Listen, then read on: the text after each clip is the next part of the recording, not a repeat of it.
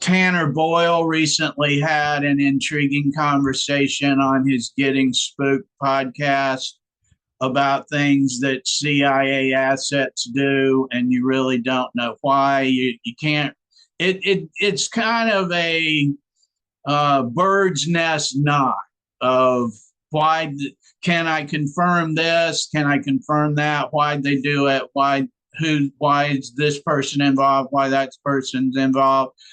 And it almost gets like flypaper, that it's just kind of like maybe the story just is intelligence assets are involved and we don't know why.